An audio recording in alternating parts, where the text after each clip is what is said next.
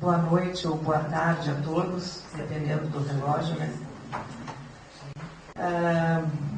Iniciamos mais uma quarta-feira no CRB, o último mês de quarta-feira de 2013, considerando que é de março a novembro, né, que realizamos as quartas-feiras no CRB.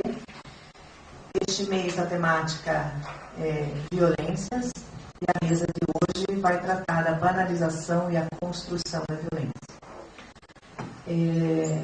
Para quem ainda não conhece a sistemática, né, das quartas, então nós temos a possibilidade de participação aqui no anfiteatro e a participação online. Então, para quem está acompanhando através da rede de computadores, pode encaminhar suas questões, observações, perguntas para o e-mail eventos@cltpr.org.br. Logo abaixo, ao lado da tela, tem um formulário, na verdade, que a gente pede que as pessoas preencham nome, telefone, e-mail e encaminhem suas questões, o que facilita para a gente no caso de precisar fazer um resgate desse contato, porque às vezes a internet cai, a pessoa mandou a questão e não chegou aqui, a gente tem o hábito de encaminhar aí as questões para os interessados, né? Ou enfim, para quem a pessoa endereçou a questão. Nas quartas-feiras desse mês, a gente vai contar também com a colaboração de coordenadores, né? Então, nossos colegas aqui vão coordenar as mesas. Então, para hoje, vou passar a palavra para a psicóloga Luciana Moraes, que é conselheira deste CRB, nessa gestão 2013-2016, e que está aí ajudando a gente nas vésperas do seminário de Justiça e Direitos Humanos, do qual ela também é da comissão organizadora. E esse seminário começa amanhã. Então, a gente aproveita e já faz uma propaganda. Boa noite a todos. Gostaria então de apresentar os convidados dessa noite. Né? Primeiramente, o Benedito Guilherme Falcão Farias, que possui graduação em Psicologia pelo Centro de Estudos Superiores de Maceió, graduação em Filosofia pela Universidade Federal de Alagoas e mestrado em Tecnologia pela Universidade Tecnológica Federal do Paraná. Atualmente é pesquisador voluntário da Universidade Tecnológica Federal do Paraná, colaborador da Sociedade Brasileira de Geriatria e Gerontologia, da Faculdade Teológica Batista do Paraná e psicólogo clínico. Supervisor e professor do Instituto Fileu de Psicologia, tem experiência na área de psicologia com ênfase em desenvolvimento social e da personalidade, atuando principalmente nos seguintes temas: mulheres engenheiras, trabalho e tecnologia, psicologia clínica e social e aconselhamento. A outra convidada é Solange Maria Rodrigues Leite, bacharel em psicologia pela Tuiuti, especialista em psicologia aplicada ao social pela PUC do Paraná e psicóloga e especialista em saúde da família pela UEL, Universidade Estadual de Londrina.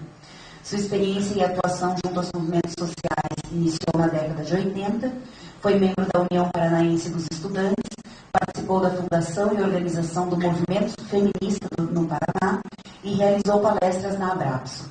Atualmente é psicóloga do Centro de Referência Especializado de Assistência Social de Pinhais. Em relação à sua atuação no CREAS, participou da elaboração do documento de referências técnicas para a atuação do psicólogo, da psicóloga nos CREAS, do CREPOP.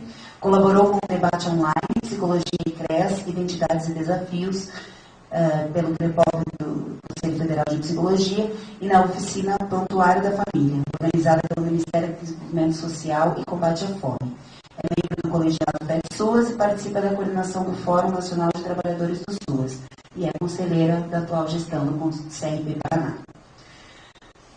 O terceiro convidado, Gustavo Manuel Schier Doria, possui graduação em Medicina pela Faculdade Evangélica do Paraná, doutorado no Programa de Pós-Graduação de Saúde da Criança e do Adolescente do Departamento de Pediatria da UFPR, com o título da tese sendo Avaliação dos Transtornos Psiquiátricos em Adolescentes em Conflito com a Lei, e mestrado em Psiquiatria pela Universidade de São Paulo, com o título da dissertação Avaliação da Expressão da Sexualidade no Retardo Mental Leve, segundo o referencial freudiano, tendo como orientador o Dr. Francisco Assunção Júnior.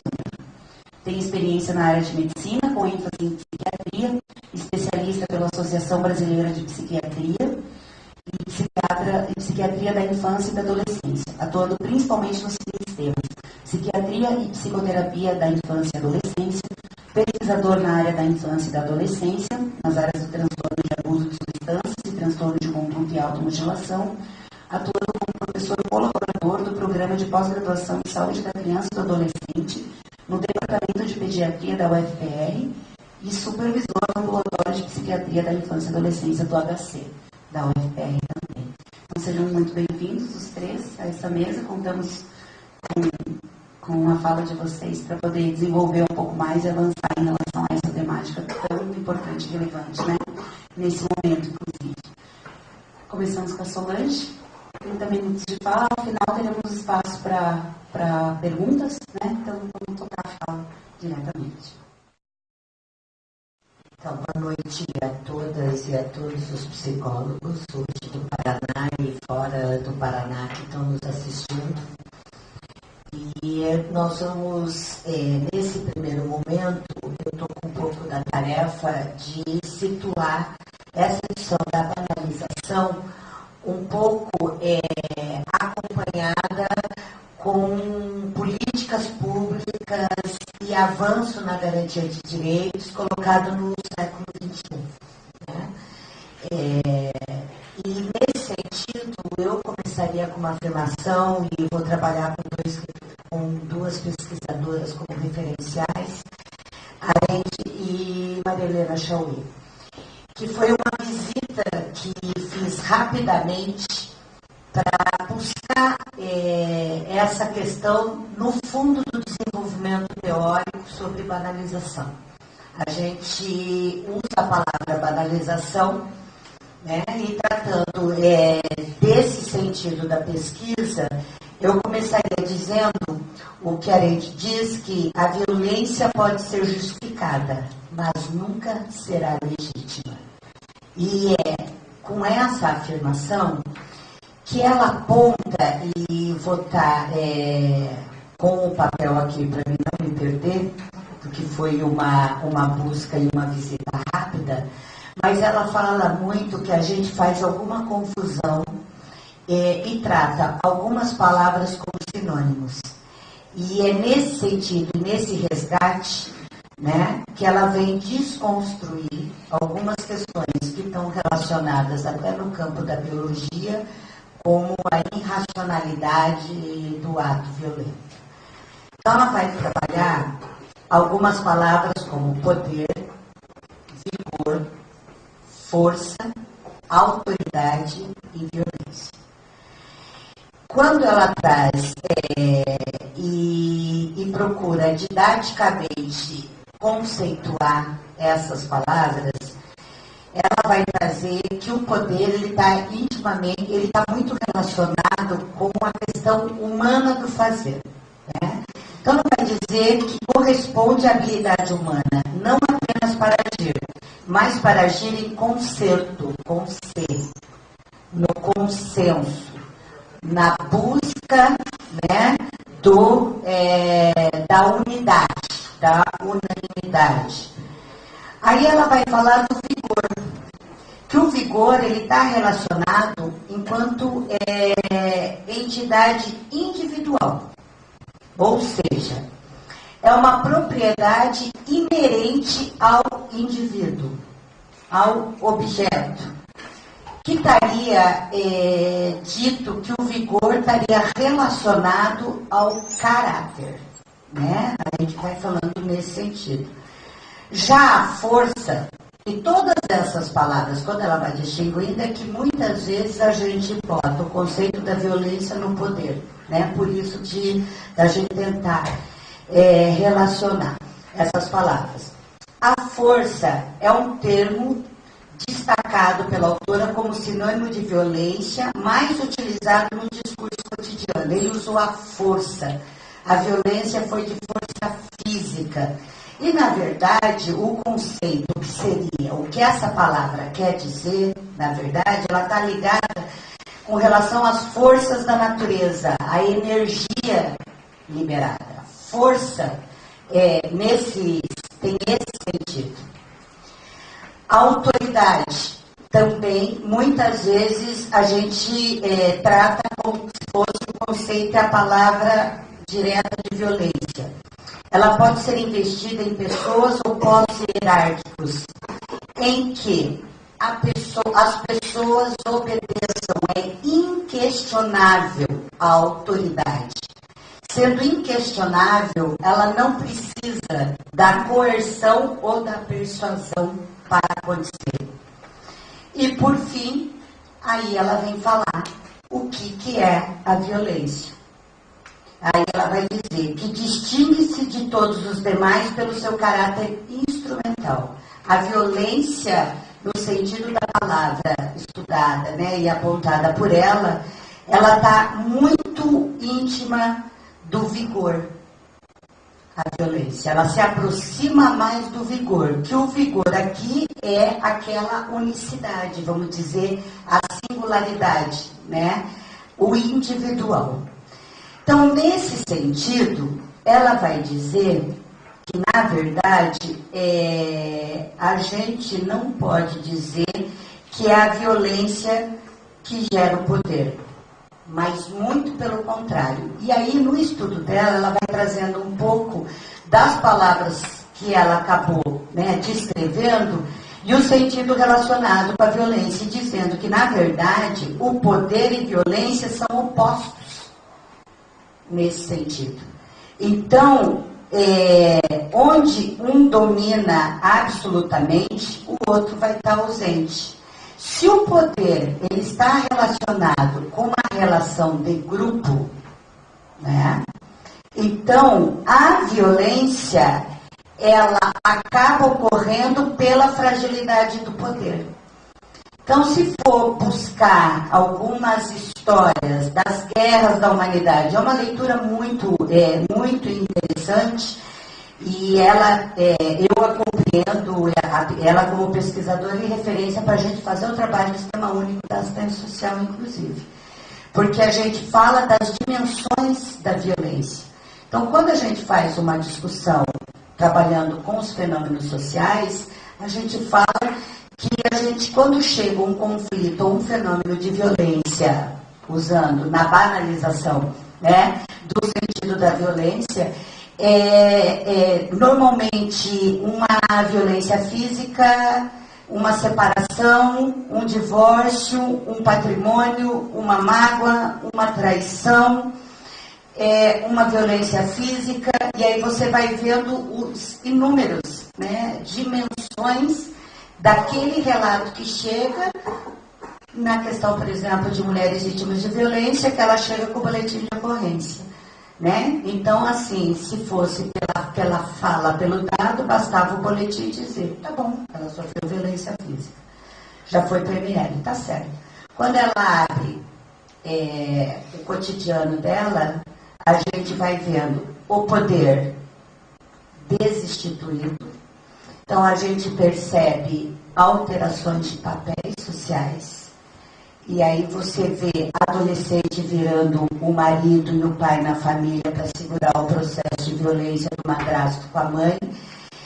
E aí você vai trabalhando e aí, assim, quando você vai trabalhando e vai analisando aonde que está aquele vigor, aquela energia dela, aonde, aí eu brinco muito com elas, aonde está o fio da meada desse processo. Então, para analisar, na verdade, e aí procurando mais algumas questões, eu vi que, assim, que essa palavra e a pesquisa em relação à violência, ela é muito recente e tem muito pouca coisa, né? A Maria Helena Chauí, por exemplo, que é uma das que eu adoro, e normalmente quando eu vou trabalhar com questões de formação profissional, eu gosto muito do conceito da Maria Helena Chauí de violência, né? E a Chauí vai dizer assim, diante das dimensões e não da banalização. Dessa forma, né, a Chauí, em 1999, diz, dessa forma, as desigualdades econômicas, sociais e culturais, as exclusões econômicas, políticas e sociais, o autoritarismo que regula as leis sociais, a corrupção como forma de funcionamento das instituições, o racismo, o sexismo, as intolerâncias religiosa, sexual e política não são consideradas formas de violência, isto é, a sociedade brasileira não é percebida como estruturante e violenta, e por isso a violência aparece como um fato esporádico e superável. Então, a violência, se a gente olhar e for falar um pouco assim, por exemplo, da sociedade brasileira, a gente vê inúmeros artigos dizendo que a sociedade brasileira, por si só, não é violenta. E já banaliza, como se a violência ela é uma estrutura que se organiza como inerente, né, como processo que está consolidado. Então, se a gente chegar com a discussão, por exemplo, que a gente tem alguns conceitos dos tipos de violência que ela traz para o caráter da política pública, para o sentido da gente se aproximar do campo teórico conceitual, né? Mas nem sempre a violência psicológica estabelecida no papelzinho que eu preencho no CREAS, ela consegue dizer o que é a violência psicológica, né? Então, também, nessa questão da violência, nesse material que eu andei dando uma visitada, ela fala assim, da falta de pesquisa e de ações em que a gente controla a violência psicológica. Que instrumentos a gente tem hoje, e isso no campo do judiciário, aí estamos com a nossa colega aqui, tem um seminário, esse material eu vou passar para a Lu, porque ele faz também um diálogo com o campo do direito, o que é o direito hoje na sociedade brasileira em relação à violência, e aqui ele aponta que nós não temos. Na violência do abuso sexual, a gente tem. Na violência física, a gente tem. Né? Agora, e na violência psicológica? E que dimensões e de que forma eu trabalho, inclusive, esse sofrimento psicológico com dado, com uma análise dessa violência psicológica. Né? Então, assim, é um desafio para os pesquisadores, para nós profissionais que estamos nessa política, né? E nesse contexto em que tudo está passando por questões de violência. Então, a gente percebe algumas falas assim, se tratasse da educação, a gente resolveria o problema da violência no Brasil. Aí é não pegar a dimensão que a Maria Helena Chauí coloca como estruturante. A sociedade se organiza e se estrutura num modelo em que a violência é base dela. Né? Então, ela é necessária, inclusive, para esse tipo de modelo. Então, quando a gente diz, voltando, né, não sei quanto tempo eu tenho ainda, quando a gente diz que a violência ela pode ser justificada, mas ela nunca será legítima, é realmente para dizer que ela é construída. Ela é um processo organizado. Né? E o banalizar, por exemplo, a gente pode dar um exemplo no campo aí do direito, na questão de violência criança e adolescente, quando a gente vê que às vezes o juiz ele compara o fato do pai espancar ou bater o filho como uma autoridade paterna que tem esse direito de fazer. Então nós temos esse campo contraditório, né, em que a gente traz e busca e trabalha com leis e aprova leis, onde a gente tem uma estrutura de organização em que o pai afirma sua autoridade através da violência que aconteceu e aconteceu até muito pouco tempo, né? E acontece, às vezes, com bastante exagero. Mas, então, a banalização é a gente tratar uma questão tão profunda, tão complexa, com tantas dimensões e com tanta pesquisa que a gente precisa fazer, considerando ou trazendo da forma que muitas vezes a mídia traz. Ela sempre traz o processo da violência como um evento provisório e não como um modelo estruturante social. Então, hoje, as ruas, os mascarados são os violentos. Mas logo eles vão passar, mas viram outros, né? Como há um tempo atrás, se andar de camiseta vermelha e carregar uma bandeira vermelha, você comia criancinha. Será que isso, até hoje, ainda não existe? E isso não é um processo de violência? Então, as dimensões e as possibilidades desse debate, ele é pertinente e não é provisório, ele é permanente, né?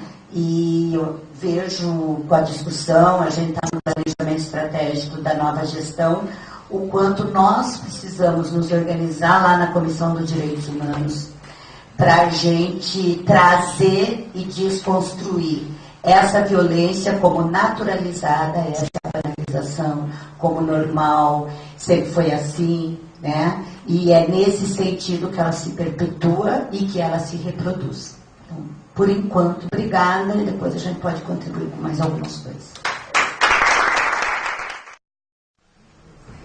Boa noite a todos. Obrigado pelo convite. Então, eu vou falar para uma área que é da infância e adolescência, né?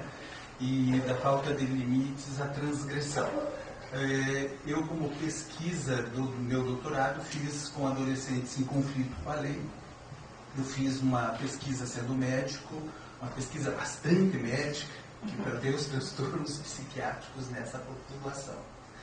Só que, à medida que eu fui conhecendo e aplicando os testes para ver os transtornos psiquiátricos dos adolescentes em conflito com a lei, começou a me saltar aos olhos que muitas questões aconteciam antes dos 7 anos de idade.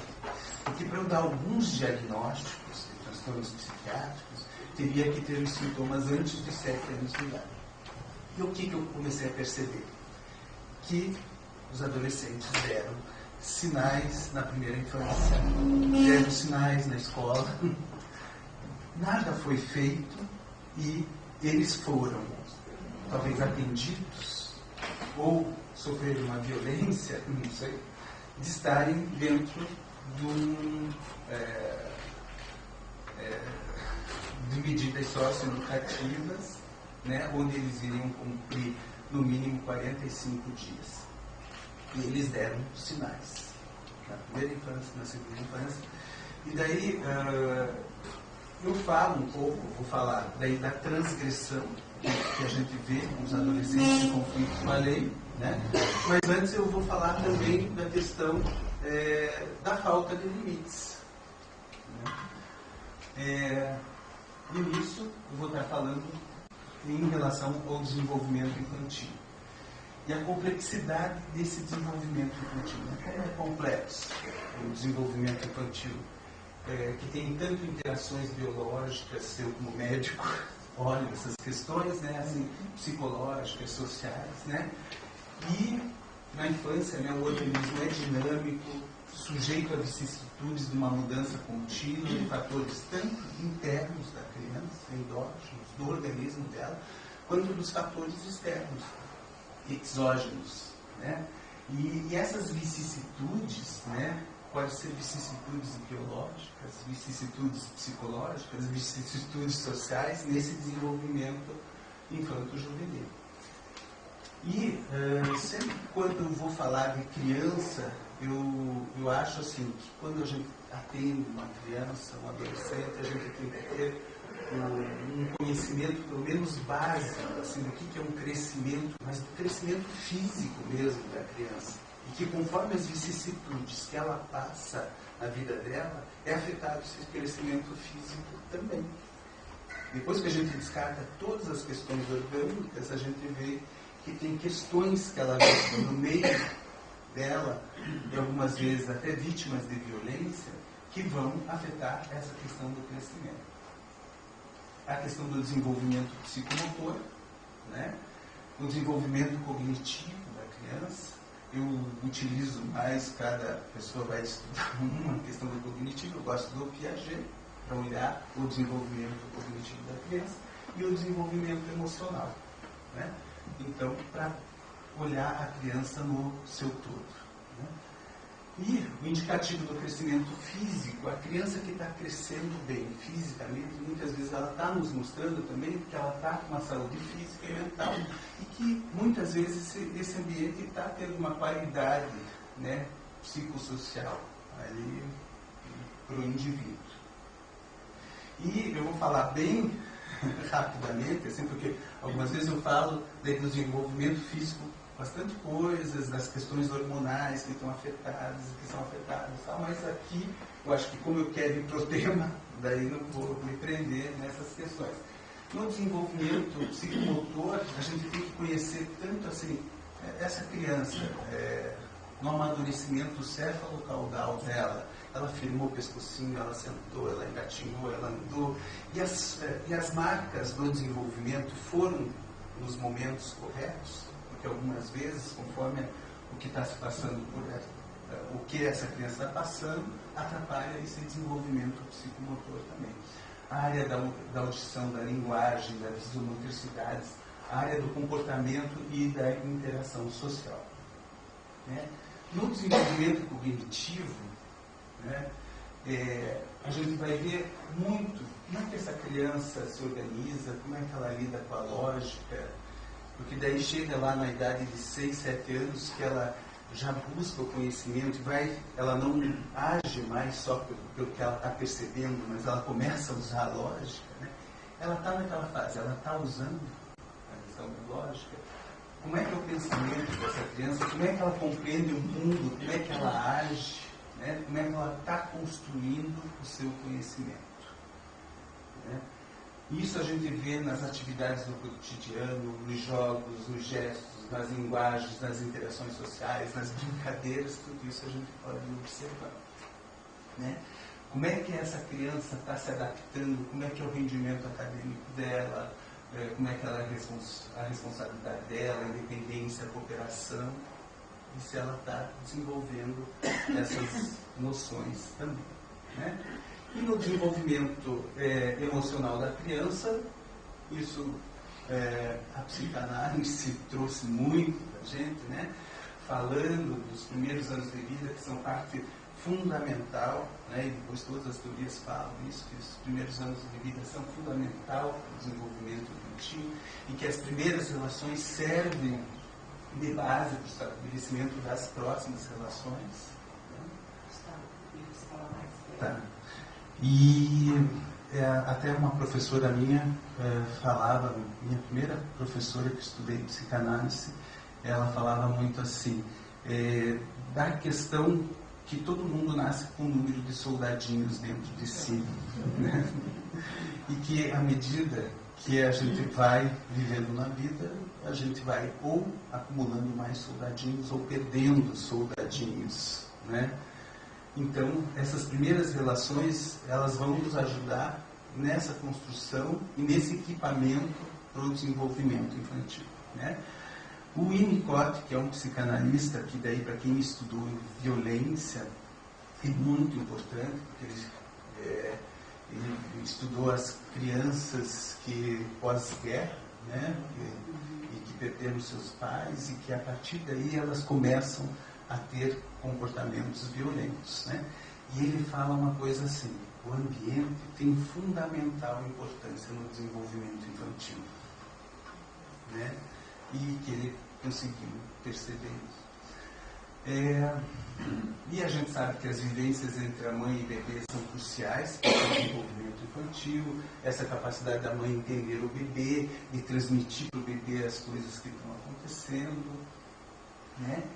E essa capacidade de interação mãe e bebê, né? O contato de pé, abraçar, fazer carinho, ficar de mãos dadas, dar beijinhos, né? Como é importante, como é estruturante para a criança e ajuda a criança a ter a noção do próprio self. Né?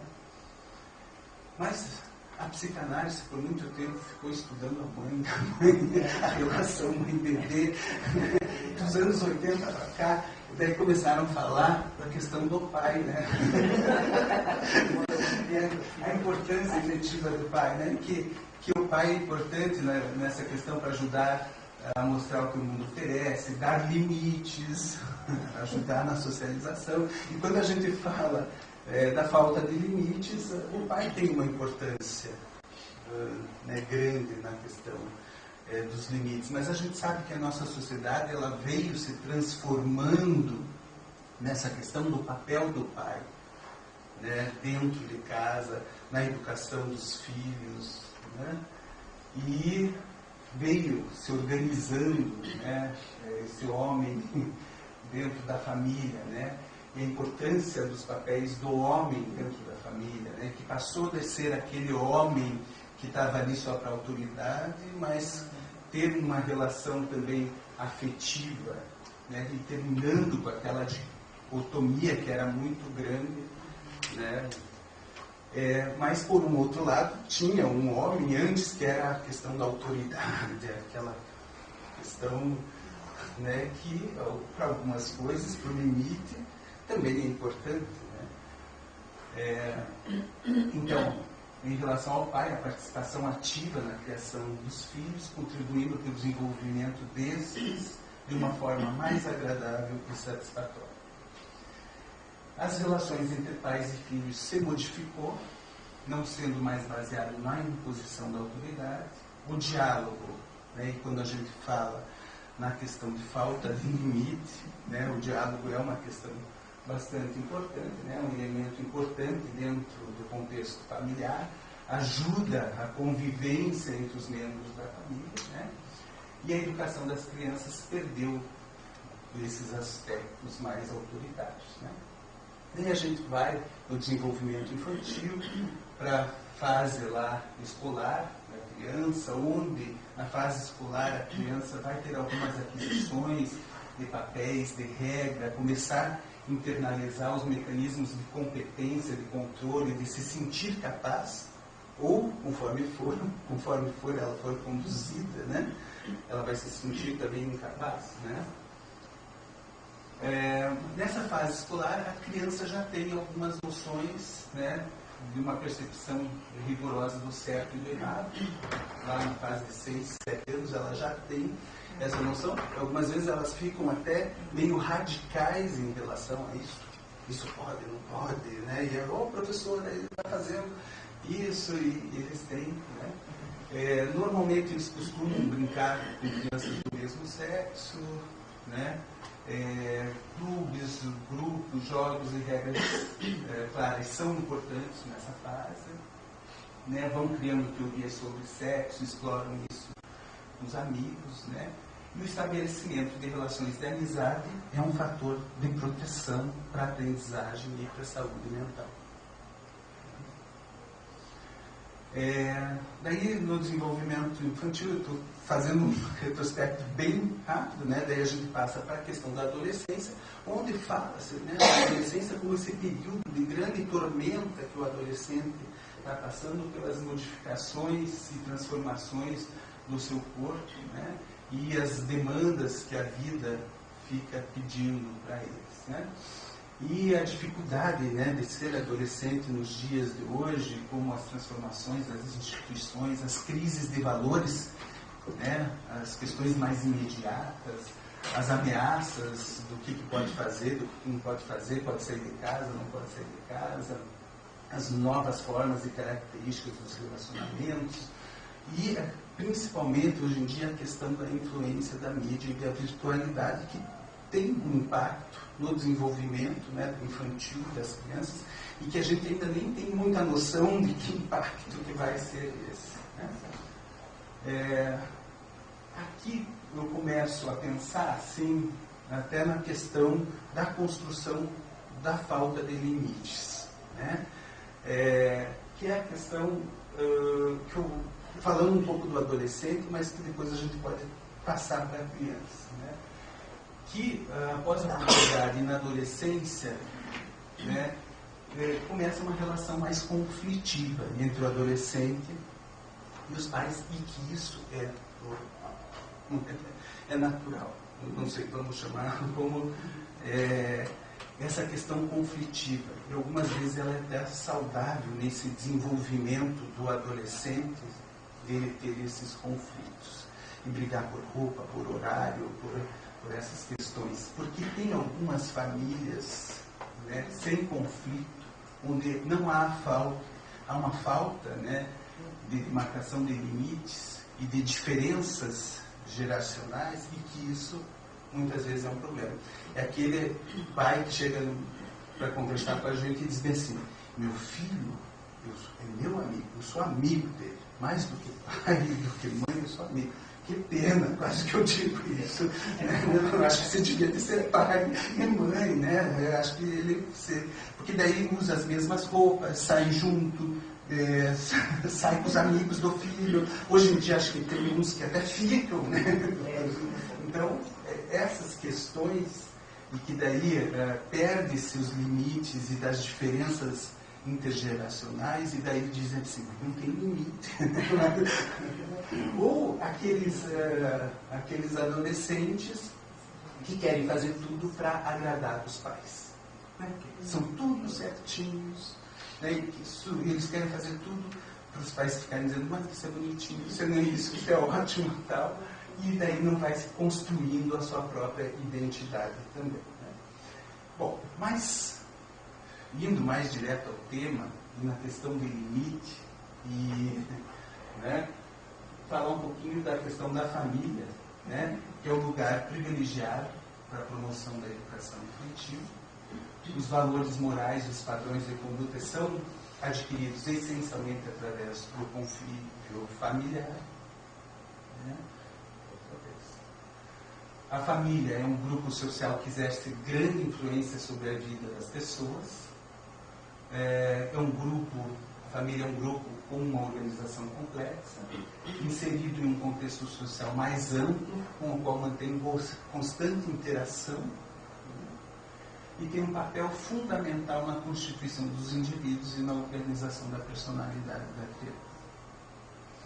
A família tem uma finalidade de estabelecer formas e limites para as relações estabelecidas entre as gerações mais novas e mais velhas, propiciando a adaptação dos indivíduos às exigências do conviver em sociedade. Tem uma influência significativa no comportamento individual através das ações e das medidas educativas. Né? E é uma instituição responsável pelo processo de socialização primária das crianças e dos adolescentes. Então, é a primeira socialização que a criança tem, vai ser dentro da família. E quando a família falha? Porque esta é uma questão. Né? Outros veículos formativos ocupam o seu papel. A escola, os clubes, os companheiros e a TV, os jogos vão ocupar esse lugar. Né? E dentro da família, né, e da escola, a importância no desenvolvimento infantil, que a gente tem que pensar, são a importância das regras que a gente vive em sociedade. Né? Para permitir um relacionamento adequado e respeitoso, né? Mas para isso não adianta também a gente encher as crianças e os adolescentes de regras. Né? Eu acho que a gente tem que ter poucas regras, flexíveis, que possam ser cumpridas em cada fase do desenvolvimento, né, da criança e do adolescente. Né? E a gente sempre tem que pensar que a ameaça, porque algumas vezes, para pôr essas regras, né, usa-se a ameaça. Né? E a ameaça vai tornar sempre as relações mais aversivas, desagradáveis, limitantes e desgastantes. Né? E quando os cuidadores descumprem as regras. E isso eu vejo no meu dia a dia que eu trabalho com crianças e adolescentes. É quase que o tempo todo eu estou vendo essas questões. Né? E o que as crianças aprendem quando os adultos, ou os pais, ou a escola não estão cumprindo as regras. Né? Que as regras não são para serem cumpridas e levam os jovens a não aceitarem as normas sociais, que a autoridade pode ser desrespeitada e leva a criança a começar uma manipulação emocional. Ela sabe que ela começa a manipulação emocional, ela vai conseguir, porque a regra vai mudar de alguma forma. Né? Então, e isso tudo leva a criança e adolescentes a uma insegurança sobre o certo e o errado, sobre valores morais ou éticos, sobre respeito aos direitos humanos e às pessoas. Tá? E as causas de falta de limites que a gente vê, muitas vezes, são problemas nas relações pais e filhos, inicialmente. Não adianta. Eu até chego lá para os meus residentes e digo, me puxe, porque eu sempre, eles vão querer falar, algumas vezes, até de patologia, porque de sintoma, eu digo, não. Mas você está vendo o que está acontecendo aqui nesse contexto familiar? O que né? E eu sempre, quando estou vendo, estou olhando para as questões familiares que estão ajudando na questão da sintomatologia da criança, né? E porque a gente vê muitas vezes, né, o distanciamento afetivo, a falta de comunicação, relações familiares desarmônicas, pais permissivos, pais negligentes, né? E outras causas são filhos terceirizados, que é a falta de tempo dos pais para os seus filhos, falta de regras claras, que é uma falta de um direcionamento educacional, falta de acompanhamento e limites, e falta de modelos com valores morais e de cidadania. Né? E, então, eu falei um pouquinho da falta de limite, o que seria essa construção onde a família, para mim, tem um fator bastante importante, preponderante. Mas aí, quando a gente vai na questão da contravenção, que foi meu objeto de estudo, né? 5 minutinhos para você sentar? Tá bom. Eu falo contravenção. Isso. Então, senão todo mundo começa a ficar angustiado. O que a gente vê muito são os sintomas, a contravenção são sintomas externalizantes que a gente diz da criança, né? Que são crianças que são agressivas, desafiantes, né? E que têm comportamentos opositores, condutas antissociais de quebrar as regras de uma forma sistemática. A questão dos cuidadores e a agressividade, o que a gente tem que sempre trabalhar com os pais e com as pessoas que não pode ficar se mostrando um medo em relação à agressividade, né, da criança, mas não vou me ater tanto a isso. Os transtornos associados aos transtornos externalizantes, daí a gente vai lá para a psiquiatria e tal, né? E a gente está falando da contravenção, são os transtornos de conduta, transtorno positivo desafiante e algumas vezes o transtorno de déficit de atenção e hiperatividade. E que são crianças que têm baixo autocontrole, elas não conseguem se controlar, elas têm uma falta de empatia, de se colocar no lugar dos outros, ela tem uma percepção equivocada dos fatos, ela sempre acha que, não, ela fez um monte de coisa, mas a professora disse, Joãozinho, não fala isso, você está gritando comigo, você não pode gritar comigo. E, né, a percepção equivocada dos fatos, a percepção equivocada das normas, condutas desafiantes, comportamento opositor voltado para objetivos mais imediatos. No transtorno opositor desafiante é aquela criança que discute principalmente com as figuras de autoridade, né, os pais, e se aborrece facilmente, culpa os outros pelos próprios erros. E o transtorno de conduta é aquele que mente, engana, gazeia aula, inicia brigas, provoca ameaça, intimida, atos de vandalismo, arromba, invade, incendeia de forma proposital, força atividade sexual, principalmente com crianças menores, faz crueldade. E a contravenção, daí a gente vai para uma outra esfera, e uma esfera com uma gravidade, muitas vezes, onde a gente tem que se instrumentalizar para lidar com essas questões. Né? E os fatores de risco, muitas vezes, é viver em zonas socialmente desfavorecidas, maior frequência em famílias monoparentais, com mudança frequente em figuras parentais, cuidadores com humor instável, pais com uso de substância, e psicopatologia e problemas conjugais.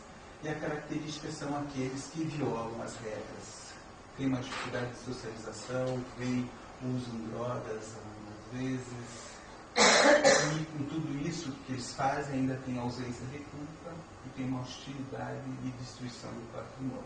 E os fatores de risco são muito mais comuns no sexo masculino. A hiperatividade é um fator de risco, a baixa performance acadêmica, pares delinquentes e drogas na vizinhança.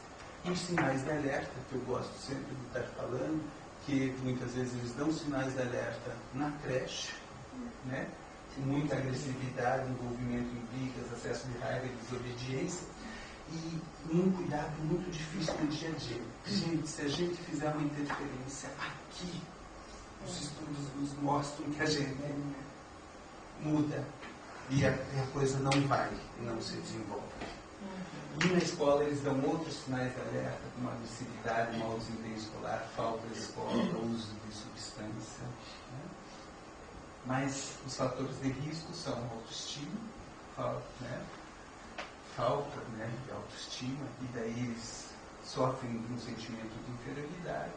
E algumas vezes pela falta de autoestima, eles vão para atos contraventores, né, para aumentar a questão da autoestima e passando de um grupo onde vai ser valorizado essa questão da contravenção. Né? Então, uma imagem negativa, sou burro, inferior, e é isso que eu vi na construção dos adolescentes em conflito com a lei, que não se adaptavam à escola e não foi feito um acolhimento. Né? Ele vai buscar a rua para apoiar-se em amigos, e vai usar drogas, e vai para os atos infracionais. Né? Então, fatores de risco, familiares, vínculo pouco efetivo, supervisões inconsistentes, e a gente tem que atuar aqui. Né? Eu tenho um município que eu faço uma consultoria, onde a gente fica trabalhando o tempo todo com a questão das famílias, né, e dos pais. E as práticas parentais positivas, acho que eu já falei, não quero me alongar. Né? E o que a gente vê muitas vezes são, nas práticas parentais negativas, o distanciamento e pouco envolvimento, pais que provocam medo e não respeito e uma supervisão estressante. Tá? Práticas parentais negativas, todos os estudos, muitos estudos mostram que crianças que sofreram abuso, violência, na infância, elas apresentam uma predisposição muito maior de ter atos violentos. Então, negligência, abuso físico e psicológico, disciplina relaxada, punição inconsistente, uma monitoria negativa, a questão da exposição da violência e talvez uma banalização da violência através da TV, da mídia, né? Uma aprovação social da violência, né? Que eu acho que isso é muito. E as consequências negativas dos contraventores, normalmente a gente vai ver um baixo desempenho escolar. Os adolescentes em conflito com a lei da pesquisa, 74% deles estavam fora da escola, a maior parte deles estavam na quinta série, apesar de estar entre 16 anos de idade. Né? Maiores taxas de acidentes, problemas familiares, comportamentais sociais. Né? E a questão de existir um modelo moral, né? Algumas vezes a gente passa a ser, está sendo muito moralista, não, mas a construção da moral que a gente tem, que a gente, antes dos 7 anos, é construída, a questão da moral, né? De agir com senso de justiça e honestidade, isso, né? Respeitar os direitos dos outros e as leis, ser solidário, colocar-se no lugar do outro, mostrar soluções civilizadas para resolver os embates, ensinar, apreciar o trabalho. Né? E os riscos futuros, uma falência educacional, abuso de drogas, delinquência e uma personalidade antissocial. E as pesquisas nos mostram que 30% a 50% das crianças contraventoras crescem como adultos sociopáticos. Né? E também eu estudo o outro lado, que se a gente fizer uma abordagem, muitos deles têm uma resposta permanente, gente. Tem uma resposta. Porque as pessoas dizem, não tenho o que fazer. Não, nós temos o que fazer. Tá bem? E instituições convencionais, como família e escola, podem deter um comportamento violento e delinquente por meio de valores intensos. Seria isso. Obrigado. Boa noite a todos e a todas. Depois de tanta violência, a gente vai continuar um pouquinho, né? Agora sobre a questão do idoso. Eu vou começar aqui com um pouco sobre jovens e adolescentes, que está havendo uma tragédia no nosso país, né? Está havendo homicídio de jovem de 15 a 24 anos. 16% da população brasileira, Grande São Paulo e Rio, com 142% de crimes de morte registrados anualmente no Brasil. Cerca de 18 mil, total de 43 mil homicídios. 88% dos casos registrados envolvem armas, né? Nem sempre armas legais, quase nunca. A cada 25 mortes, 24 são de homens nessa faixa etária. Nos últimos 20 anos, o número de brasileiros assassinados aumentou 237%. Brasileiro desde adolescente até idoso, né? Chega a violência, o extermínio de jovens. Agora, essas estatísticas para constatar com a questão do idoso, de 91 a 2000, o número de jovens de 15 a 24 anos, desde que era homicídio, nas capitais, cresceu 47,3%. Mortandade masculina de 15 a 19, evolução das mortes por arma de fogo na cidade do Rio de Janeiro. Eu vou passar aqui. E aqui, a violência contra o idoso quase dobrou nesse período. Crimes contra a pessoa com mais de 60 anos cresceram 91,2% entre 2002 e 2010, segundo o estudo desse instituto. Tanto que, a nível mundial, não é só o Brasil, foi instituído no dia 15 de junho o Dia Mundial de Conscientização da Violência contra a Pessoa Idosa. Hoje, muitos lares de idosos e asilos, etc., têm câmaras porque há violência nesses lugares, né? E há violência nos lares. É muito mais difícil detectar. E a gente vai ver por que esse idoso é intimidado a não denunciar os familiares. O enfrentamento à violência contra o idoso deve ser uma tarefa não apenas dos governos, mas também de toda a sociedade.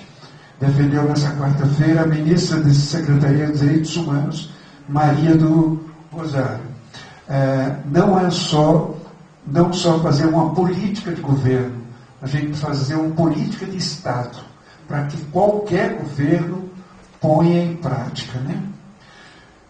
Isso foi na Comissão Geral da Câmara dos Deputados para discutir a violência contra o idoso no Brasil.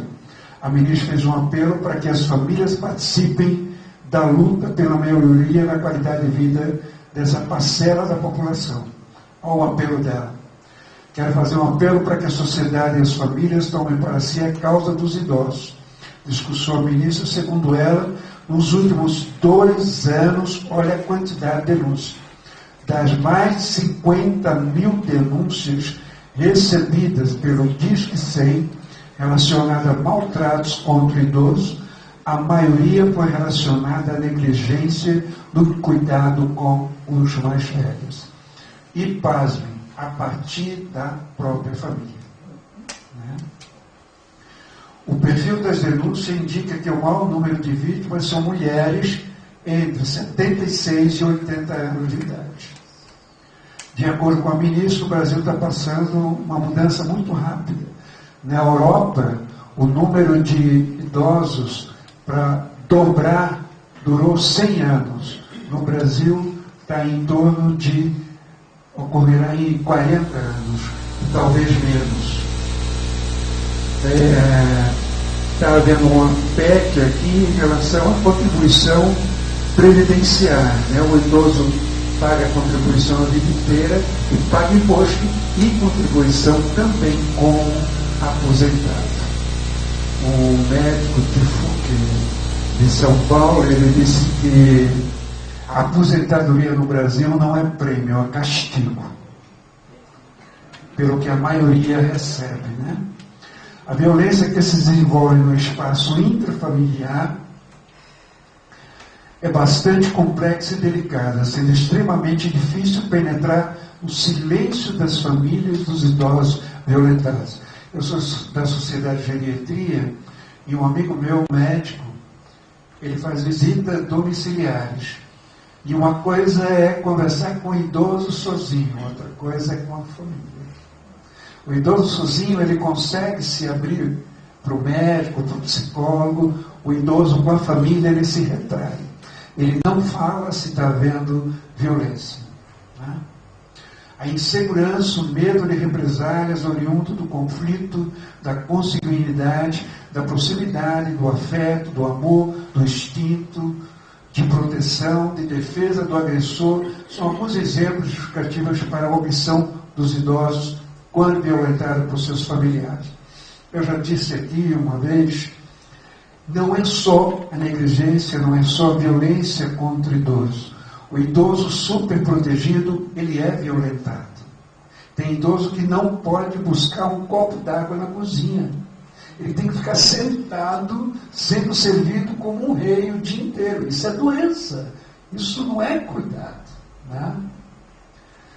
Menezes salienta que, em geral, um idoso vítima de violência sente-se permanentemente ameaçado. Se nota pela expressão facial. Uma coisa é você fazer uma visita familiar a alguém que é idoso e ele está de bem com a vida e ele está abatido, ele está deprimido, ele está triste, sendo incapaz de defender para garantir a sua segurança.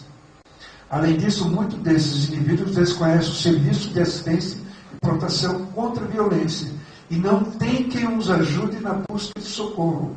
Às vezes se dá com um vizinho denunciando, né? E uma outra coisa que não tem aqui, tem mais tarde, por exemplo, empréstimo para idosos. Gente, é uma violência. E os bancos fazem isso deliberadamente. Familiares fazem isso para explorar um idoso, até que recentemente fizeram um limite de crédito para o idoso, que a aposentadoria estava indo todinha, os empréstimos que os familiares exploravam eles. Dados estatísticos da Organização Mundial de Saúde, a Organização das Nações Unidas, revelam que 12% da população mundial possui mais de 60 anos. No Brasil, o último censo deu 16 milhões de idosos com mais de 60 anos, representando 9,3% da população. Apesar do crescimento dos idosos na década de 80, sabemos que a violência contra os mesmos não é um fenômeno recente. Através dos anos, a sociedade brasileira assimilou uma cultura que tende a separar os indivíduos velhos, discriminá-los real ou simbolicamente, desejar sua morte, considerando ainda como descartável um peso social. Eu recebi no consultório um idoso de 72 anos, e ele me disse assim: doutor, eu mal tive férias, final de semana, feriado, para construir um patrimônio para minha família. Hoje os meus filhos estão loucos que eu morra, para herdar o que eu construí para eles. Eu detonei a minha saúde, nem posso desfrutar do meu patrimônio. Claro que eu não disse bem feito, mas comigo mesmo eu disse: esse homem deu valor ao patrimônio a vida inteira, ele nem ligou para a família. E ele agora está recebendo exatamente o valor que ele deu àquilo, né? A gente não pode dizer só que o idoso é vítima e é inocente. O idoso também constrói o seu destino, né? Comparado à mortalidade da violência em idosos, em relação a doenças cardiovasculares, câncer, Milian afirma que acidentes e violências são a sexta causa de morte em idosos no Brasil. Não são as doenças, né? Segundo a mesma autora, a maioria das internações por causas externas ocorre devido a lesões ou traumas, provocado por quedas ou atropelamentos. Nem sempre a queda é casual. A queda provocada também. Porém, as violências contra idosos são muito mais abrangentes e disseminadas no Brasil, né, evidenciando em abusos físicos, psicológicos, sexuais, financeiros e negligentes. Não só físico. Um dos maiores abusos são morais. A detração em relação ao idoso. Esse nome polonês aí, que eu não vou dizer, pesquisaram a morbidade da mortalidade das causas externas no Brasil no ano 2000. Os mesmos autores concluíram que, em números absolutos, a morte por causa externa dos idosos não chama atenção em detrimento dos altos coeficientes de número em casos de jovens. Como morrem muito mais jovens, de 15 a 25 anos, a mídia só coloca eles, não coloca os idosos. É mais uma discriminação. Vê algum jornalista aqui. Por isso, os indivíduos com mais de 60 anos não costumam ser prioridade nos estudos sobre causas externas. Consequentemente, há políticas públicas que levam ao enfrentamento. Nem o idoso vai lá brigar por política pública, e muito menos os familiares, e o governo só liga para aquilo que a mídia dá atenção. Né? Essa pesquisa aqui destaca que a relação da violência em idosos, sociedade, afirmando que a última deve ser considerada não apenas culpada, mas sim criminosa, a sociedade, pois obrigada atrás do mito da expansão e da abundância, trata os velhos como párias. Configurando-se como problema social e histórico, deve ser apreciado como objeto de atenção especial à saúde pública e demais setores públicos, requerendo desde um esforço sobre-humano no sentido de se criar estratégias para o enfrentamento. Aqui ele vai falando da violência, né? A palavra violência, que significa, linguisticamente, como sendo constrangimento físico, moral, coação, força e qualidade de violência. A Organização Mundial de Saúde também trabalha essa questão de violência em relação ao idoso, nesses mesmos termos, e falando da violência biológica, fisiológica, emocional, nações, grupos, isso é em todo o mundo, né? Infelizmente. Eu tenho um vídeo aqui, não sei quantos viram, eu postei no meu blog. Na Dinamarca, um cineasta fez um filme sobre o que o pai dele passou no hospital na Dinamarca. Parecia um filme brasileiro. Porque o idoso no corredor, entubado, e as pessoas tinham que abrir a porta para passar para lá, para cá, e o médico não sabia o que fazer com o idoso. Desculpa aí, mas é aquele médico, você é competente. Né? Aquele médico não sabia, e ele, como jornalista, foi perguntando, e o médico ficou atrapalhado, não sabiam como cuidar daquele idoso, não sabiam dizer o que ele tinha. Né? Violência cultural, né? Você vê que a cultura está toda voltada muito para jovem. Né? A mídia coloca toda a cultura também voltada para jovem. A violência de resistência constitui diferentes formas de reação de grupos subjugados pela violência estrutural com objetivo de contestação. Achei legal nessas manifestações uma velhinha. Eu não vim para passear, eu vim para protestar. Né? Achei muito legal. Violência de negligência, que é conhecida como crime. Isso tem instituições, gente, uma instituição de classe média para cima, que deixa o idoso assistir televisão o dia inteiro, isso é violência. Isso é idiotizar o idoso. Ele não vai ter raciocínio para nada. Né? Tem mais coisas aqui. A violência contra os idosos se volta contra nós mesmos. Eu já estou com 60, tenho que me cuidar, né? Senão essa violência vai soltar contra mim. E vocês que são mais jovens, vocês também. Se a gente não lutar por um Brasil diferente, o que a gente propõe?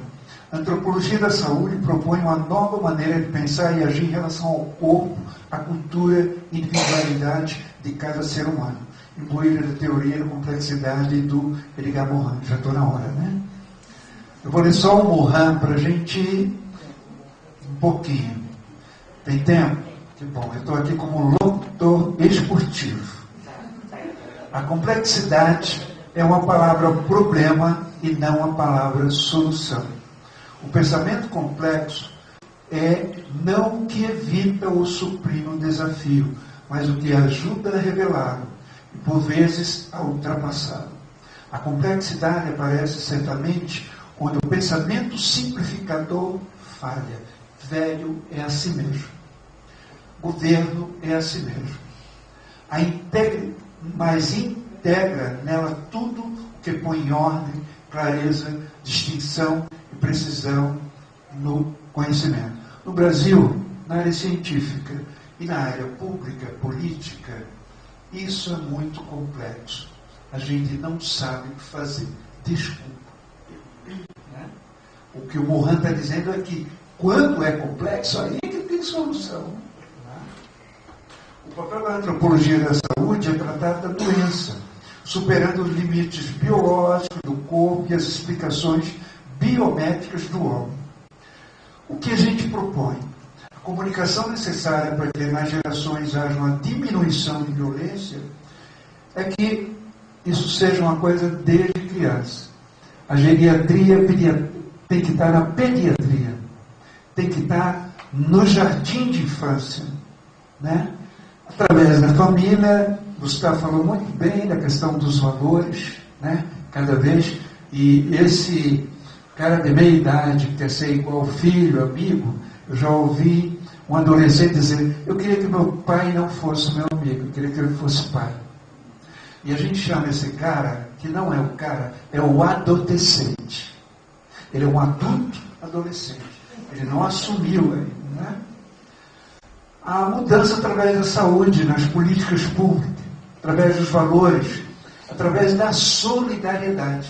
Gente, a gente está numa sociedade egocêntrica. É no trânsito, é em qualquer lugar. Ontem eu estava num restaurante, aí uma fila de umas 10 pessoas no lado e 10 pessoas voltando do outro lado. Aí uma jovem vai para o outro lado e tira o que ela quer do outro lado. Ela desrespeitou 10 pessoas. Aí eu mostrei para a pessoa que estava ao meu lado uma frase do Gandhi: se você quer a mudança precisa começar em você. Né? Então a gente vê uma sociedade que não é solidária. O Guilherme Falcão fala que quem não é solidário termina solitário. Através da espiritualidade, há uma falta de espiritualidade. Religião tem demais. Está fazendo um monte de besteira. Mas espiritualidade falta muito na nossa sociedade. Através da segurança educativa. Gente, a escola, a família não deu conta, passou para a escola não deu conta, é patrulha escolar. Olha que violência. Essa é a minha família. Né? E o Frank, eu não posso, né, na logoterapia, não citar o Frank. Viva como se já estivesse vivendo pela segunda vez e como se na primeira vez você estivesse agindo tão errado como está prestes a agir agora. Não dá para deixar, né? Viva um momento diferente aqui e agora. Cada ser humano é singular e único. A pessoa não pode ser substituída. Ela é em essência e só ela poderá responder pela sua vida. Não são os políticos que vão mudar a situação de violência na mulher, no adolescente, no idoso e em geral. Né? E segundo Nietzsche, quem tem o porquê viver suporta quase todo o cômodo. Que Deus nos inspire a gente poder ser militante como cidadão e como profissional. Obrigado.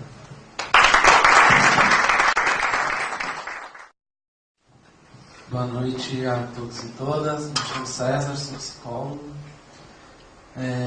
Queria, antes de tudo, saudar o CRP, né, a nova gestão, aí, trazendo esse debate bem importante.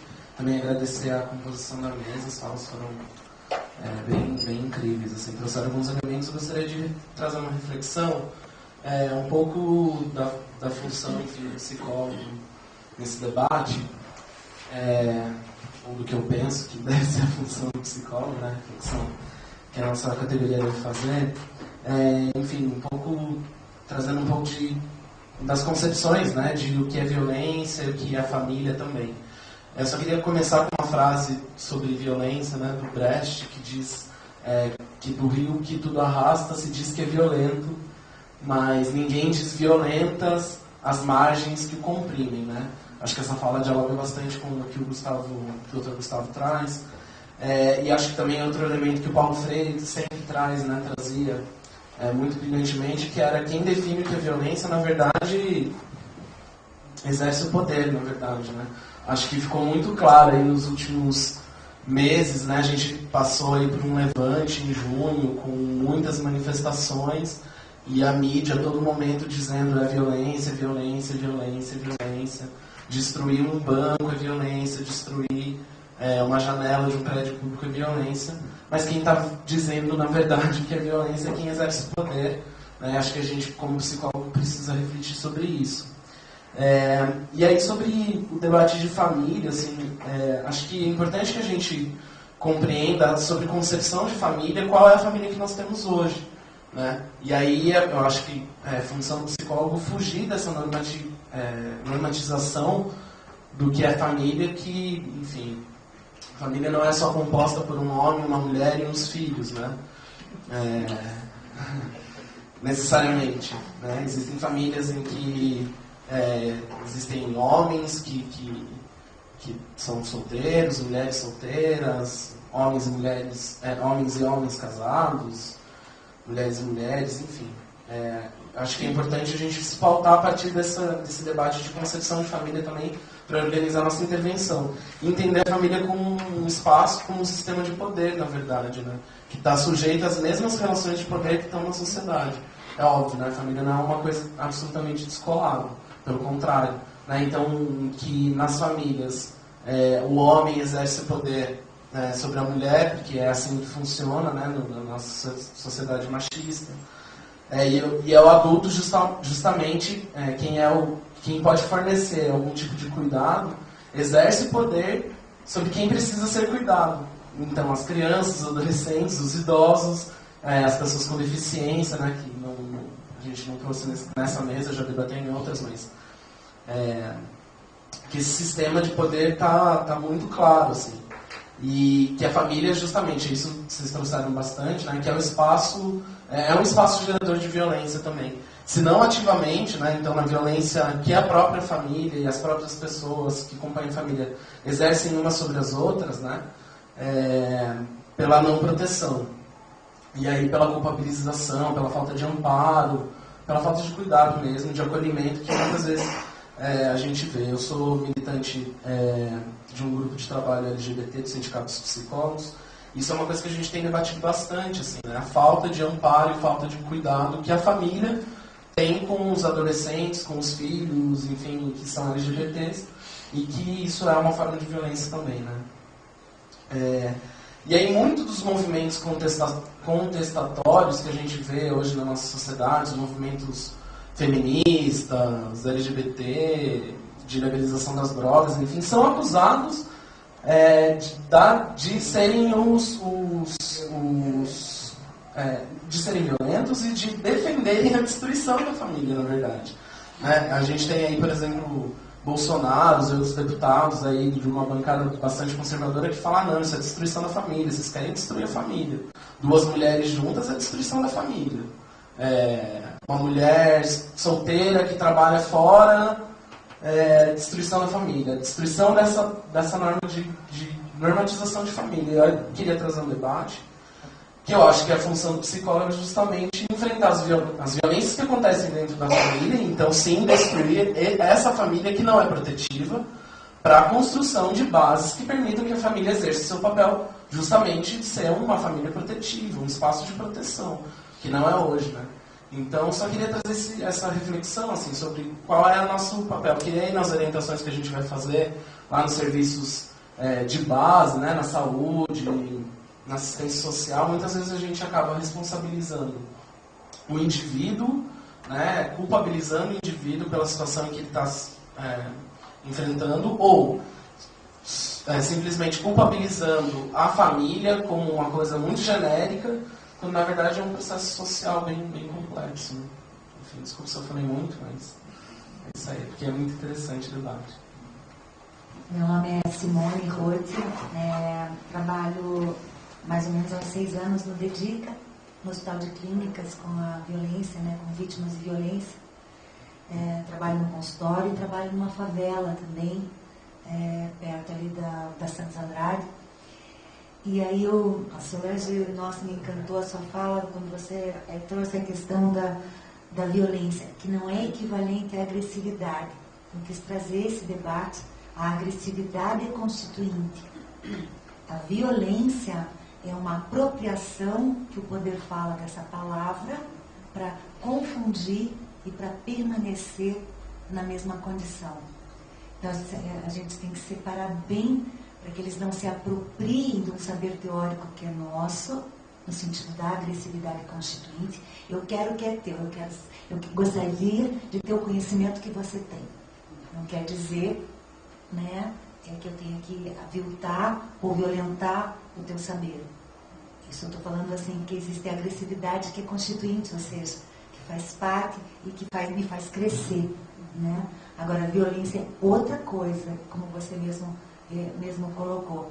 E você me trouxe uma questão assim que eu me localizei, ou seja, que a lei tá assentada em valores da violência, onde o pai se justifica o pai e ele estaria educando o filho através disso. Ou um princípio que honrarás pai e mãe, né? E aí quando eu achei muito interessante aí colocando o seu parâmetro, né, doutor, ele falou assim, a criança e o adulto, o jovem e o velho. Então, se o jovem não está acolhido, o nosso velho está no mesmo parâmetro ali, se nós fôssemos pensar, né? Mas não justifica, porque quando vem um pai para mim, eu digo, mas quem é o pai? E quem é o filho? E para o jovem ou para o adulto, a gente tem que perguntar a mesma coisa. Quem é o velho? E quem é o adulto? Tem uma hierarquia aí. E que se inverte daí na questão do idoso. Então, tem que saber que não se pode apropriar dessa... saber fazer essa leitura para poder, assim, eu penso, né, que entender. E aquilo que o Gustavo falou, assim, tipo, que a criança sofre e age ativamente o que ela sofreu passivamente. Né? Então, é assim, não adianta. Né? E nós temos pessoas, senhorinhas, que vêm para denunciar o genro, e, na verdade, elas foram vítimas de violência, e elas vêm para contar do que elas foram vitimizadas. Então, esses excessos que a gente... E como é importante escutar a família da criança com violência, porque alguém está fazendo uma denúncia. E a gente não sabe quem é a pessoa que a gente está atendendo. É impressionante, daí vão surgir as cores, né? Agora, e os valores que você trouxe de volta, no sentido assim de que reconhecidamente tem que haver uma eficácia no simbólico que possa transmitir. E a escola, ela achou, não, eu vou dar conta, se a família não deu, eu dou. Aí o poder público se meteu, dizendo que a criança não podia repetir. Aí as escolas agora, as nossas principais escolas, recebem prêmios. E aí elas não mais trazem, assim, elas têm que dar conta. Eu atendi uma professora outro dia numa escola, e ela se colocou na frente e foi agredida pelo aluno, literalmente. Então, o adulto achando que ele pode dar conta disso. Claro que normalmente o pai já foi brincar com ela na escola e, né, seguiu o mesmo padrão do filho. E ela não podia, como a escola era uma escola modelo, daí ficou uma encrenca, assim. Mas eu agradeço muito, assim, a mesa e, nossa, eu me senti, assim, bem em casa, assim, com essas questões, né? Isso, com certeza, acho que tem muita coisa aí para falar, né? Das duas falas, inclusive o Gustavo também falou, uma coisa que eu não falei necessariamente, diretamente, é a questão de cuidadores, gente. Cuidadores de idosos, cuidadores de crianças e adolescentes. Os cuidadores têm famílias que alguém paga, até alguém da família, ou paga 3, 4 cuidadores para cuidar de criança, adolescente e cuidar de idosos, mas não estão acompanhando como é que está esse cuidado. Nem sempre é cuidado. Muitas vezes é opressão. Outra coisa, na própria família, se você perceber, geralmente é uma mulher solteira da família que cuida, ou uma irmã Dulce da família, aquela que cuida de todo mundo que adoece. Isso também é violência. Eu atendo muita gente que é cuidador estressado, mãe estressada com bebê, né? Mãe estressada com criança. Estressa mesmo. E se essa coisa não for dividida com outras pessoas da família, né? Seja qual for a família, se não for dividido entre a família, isso é uma opressão, isso é uma agressividade, isso é violência. Né? Então, essa questão dos cuidadores, a gente na Sociedade Brasileira de Geriatria e Gerontologia faz vários cursos para cuidadores, porque tem um estresse do cuidador. Aí você vê mãe jogando filho no rio, você vê as coisas que acontecem, né? Filhos batendo em pais idosos, etc. Então, isso também teria que ter uma política pública para ajudar, né, a evitar tanta violência, tanta agressividade em relação a isso.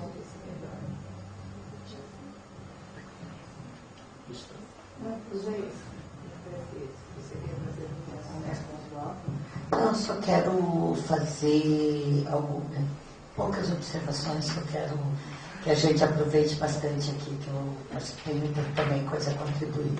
Mas, na verdade, a gente está vivendo, eu atuo profissionalmente como psicóloga, algumas são contradições da própria necessidade de ter um Estado de direitos, né?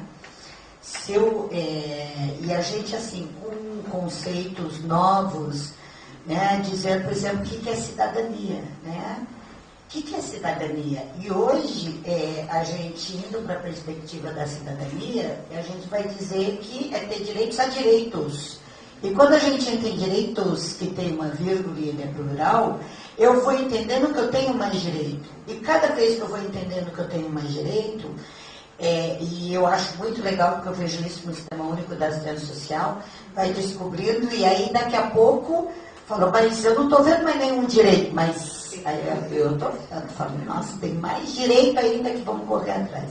Então, assim, a gente está numa sociedade que ela busca e traz isso. Eu atuo no CRES, eu atuo com o Disque 100, com o Disque 180, relação direta com o Conselho Tutelar, né? Questão do idoso, denúncias e denúncias. Peguei uma denúncia outro dia que disse que era um idoso. Ele tinha, nem achei idoso, 62 anos, não achei tão idoso. Mas qual é o problema? Depois de 60 anos, eu achei ele bem, estava bonitão aí. E aí, qual que era a denúncia, gente? A denúncia era do vizinho, porque ele tomava umas cachaças e botava música caipira alta. O vizinho queria tirar ele da rua e denunciou no Disque Idoso. E vamos lá, mas eu já, né, imagina meu estilo, né? Meu Deus, o homem não pode nem ser feliz, falei pro vizinho assim. E vamos começar essa conversa. E aí, o que é, por isso que é uma dicotomia, os direitos no plural, né? Que a gente tem que... Ele também tem direito de não querer ouvir a música alta, né? Aí eu tentei. Como que lida com isso? Mas a violência não era isso. Era um preconceito em relação a ele, por ele beber e querer que ele não seja mais vizinho. Né? Aí eu falei, ó, esse telefonema pode inverter, meu senhor. Vamos conversar melhor. A situação não é bem essa. Né? Mas, por que eu estou fazendo, né, não de uma forma engraçada, mas a gente vive esse cotidiano? Que olhar que eu tenho para isso? Né? De repente, dependendo de que dimensões você faz a tua análise, você vai lá e fala, o vizinho tem razão, esse cara está bebendo demais, já tem 102 anos, tem que se cuidar, vamos pôr ele em algum... Depende, né? O que é isso? Né? Então, assim, para a gente... Eu sempre falo isso com formação técnica, já não pode ser prepotente nisso. A resposta está na mão deles. Eles dão o sinal, eles vão trazer a resposta. Né? Então não dá para trabalhar, e aí o César traz muito, e eu vejo muito isso com a Lei Maria da Penha, que também atuo, que é a estrutura do patriarcado como reprodução familiar. E ele é violento, a gente sabe que ele é violento por natureza de organização. Né? É lá que está abusando as crianças, é nessa estrutura que o idoso não serve, porque ele tem toda uma visão, o patriarcado está instalado numa concepção também de desenvolvimento econômico e ideológico. No ideológico são as funções do que é público e do que é privado. E nesse sentido, né, quando a gente vê a reprodução, a tua fala me lembrou um atendimento que quando eu vi, eu falei, esse menino vai ser um sociopata. Falei comigo mesma, falei, ver o tijolinho sendo colocado. E vamos agora desconstruir. Por quê? E aí qual foi a minha revolta? Essa criança entrou no CREAS, tinha 9 anos, eu estou com essa criança com 13, está comigo desde fevereiro. Se eu tivesse aos 9, né, eu pensava nele, né, olhava para ele, o Joãozinho, vamos dar esse nome, falava, nossa, Joãozinho, se fosse aos 9, como poderia estar sendo hoje, né? E qual é o modelo de estrutura patriarcado? O cara é violentíssimo em relação. Ele acha que ele tem que educar na porrada, e a mulher que sai, e aí vão envelhecer. Eu acho que tu tem toda a razão. Se chegar lá nesse sentido.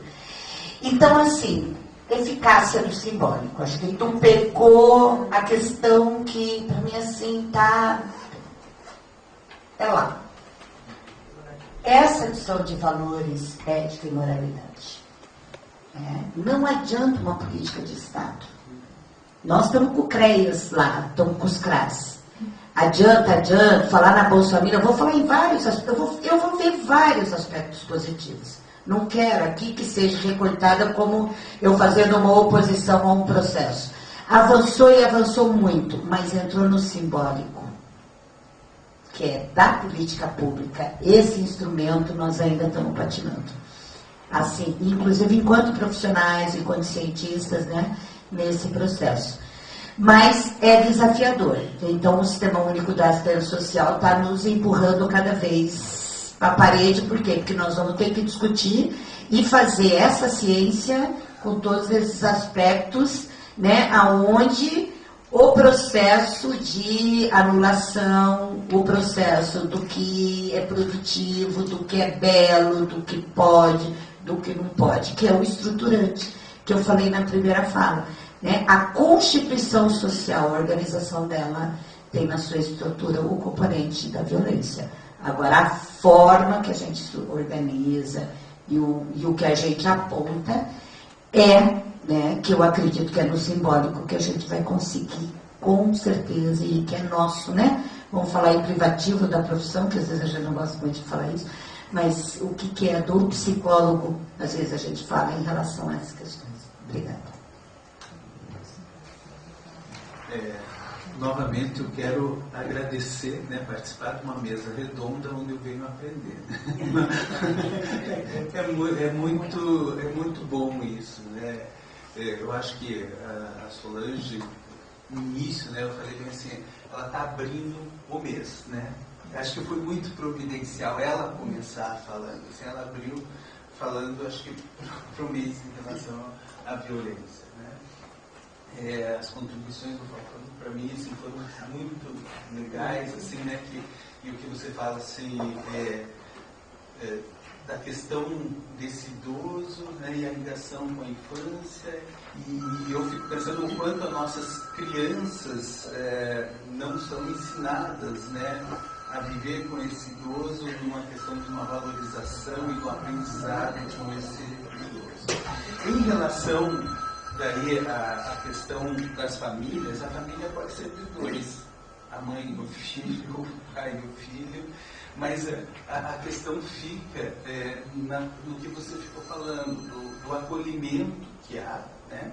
Eu acho que na questão do que eu coloquei também, assim, no diálogo, né? E nas diferenças também, né? E nas diferenças até geracionais, de gerações são diferentes, e essas, é na diferença que vai se construir a individualidade do ser, né? E daí quando a Simone falou, e para mim assim me toca muito, porque quando eu tenho sempre olhado para ver a questão da família, e de vez em quando a gente fica muito bravo com as famílias, assim, não, eu preciso falar com essa mãe, nós vamos lá junto, porque ela vai ter que parar com essa questão, ela vai parar de agredir, porque tem que parar agora, porque é muito sério e tal. E daí você começa a escutar a história dessa mãe, né? É uma história de que foi violentada desde o seu nascimento. E ela vai contando a história dela. Assim, de uma forma natural e foi construindo a violência. E o que eu fico pensando é que essa violência, de alguma forma, quando a gente está atendendo, está ali junto, a gente tem uma importância, né? Porque é uma violência que muitas vezes vai passando de uma geração para outra geração. Vai perpetuando. E a gente está tendo a oportunidade, talvez, de mudar destinos algumas vezes. É o mito que veio para a né? Porque daí você pode ter uma abordagem ali, né? Um entendimento que aquela mãe que está sendo violenta foi violentada, e a gente pôr as coisas no lugar das pessoas e a gente mudar essa perpetuação da violência, né? E uma outra questão, acho que o Falcão falou, é a questão da cidadania, né? Acho que foi falado muito a questão da cidadania, né? E eu penso, assim como você também falou agora de cidadania, que realmente a gente não pode ficar guardando do poder público. Nós temos que fazer o nosso exercício de cidadania e que é diário. E, principalmente a gente, psicólogos, médicos, nós temos uma responsabilidade social muito grande porque nós recebemos muitas coisas, foram-nos oportunizados muitas questões. Então nós temos que fazer exercício da cidadania e ser cidadão. E para mim, ser cidadão é fazer pelo outro, né? É quando a gente também está vendo aquele que está precisando e eu estou com o outro, sem também um interesse econômico, não. Eu estou ali para uma mudança nas situações que estão ocorrendo, e uma mudança na sociedade. Eu acho que a gente tem que pensar, acho que como cidadão, que a gente é um instrumento de uma mudança, e a gente tem que fazer esse exercício da cidadania, e isso eu acho que é construído no dia a dia das nossas vidas, como eu trato quem está do meu lado, como eu escuto quem está conversando comigo, e etc.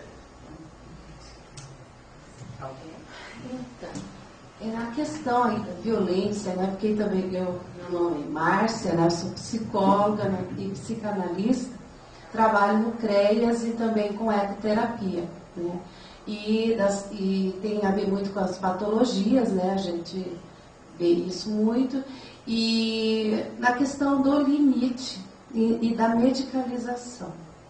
A violência, né, que a gente recebe crianças que estão ali há anos tomando medicamento, né, psiquiátrico, e aí você faz uma escuta ali e vê que tem toda uma desestrutura familiar.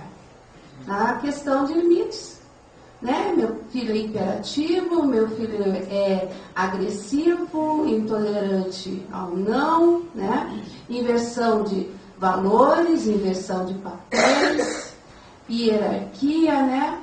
E aí a medicalização entrando ali para fazer que papel, né? Então eu levanto essa questão da violência contra o adolescente, até vem da criança bem pequena mesmo, né? Ali com seus 5, 6 anos já sendo medicado. Né? Então eu penso nessa questão aí. Eu tenho depois um complemento. A questão da medicalização eu também acho seríssimo, né? Principalmente quando fica só no remédio, a solução vai ser somente o remédio, né? E parte-se de avaliações muito superficiais, né? E você daí vai só a nível de sintomas, esticando, tem esse sintoma, tem esse, tá? Então, tem tantos sintomas, então precisa dessa medicação, né?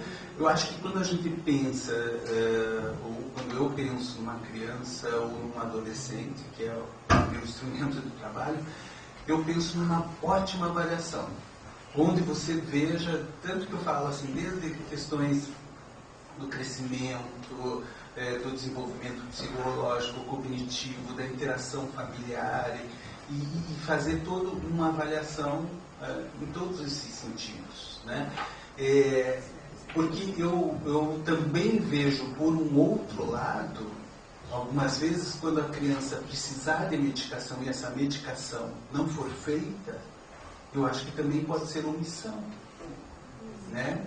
Eu acho que tem essa questão da medicalização, que eu acho que tem que, para você medicar uma criança, você tem que avaliar muito, né? Você tem que conversar, e não só conversar com os pais, algumas vezes, conforme a situação, é conversar com a escola, conversar com a avó, conversar com várias, para você chegar e dar um diagnóstico para uma criança. Eu acho muito delicado, sempre falo isso, que a gente tem que ter esse cuidado, né, na questão de dar um diagnóstico para uma criança, um ser em desenvolvimento e que está mudando constantemente. Você acha que isso está desse jeito agora, mas você vê dali 6 meses está de um outro jeito. Então aquilo que você tinha dado no diagnóstico não é, né, aquela situação. Mas eu como médico de criança, psiquiatra, de infância e adolescência e de formação, eu acho que para medicar, eu acho que a gente tem que ser muito criterioso, né, mas também não se omitir, né, algumas vezes, quando a medicação pode também mudar um destino e adaptar essa criança a ter um convívio mais tranquilo dentro da família, dentro da escola, assim, e ficar menos sofrido e ela não ficar ouvindo vários adjetivos negativos a respeito dela, por ela ter uma disfunção, algumas vezes, neuroquímica. E que eu, como médico, também acredito na disfunção neuroquímica. Não tem jeito. A ciência mostra isso, as coisas mostram. Eu tenho que ter esse conhecimento, né? Então, e quando tem essa disfunção neuroquímica, a gente poder ajudar, eu acho que se a gente não ajudar é negligenciar. Tem uma questão online da Fernanda Kaminski, de Maringá, que concorda com o colega quanto à questão, essa questão ser muito mais ampla. Devemos ainda considerar que os movimentos contestatórios hoje, de forma como acontece, também vêm se transformando em atos violentos que afastam o humano de si e que muitas vezes têm se emaranhado de pessoas que supostamente são unidas, mas ainda assim estão focadas em si mesmas e em seus próprios interesses. acredito que ela mencionou quando o César trouxe a questão do movimento social de junho.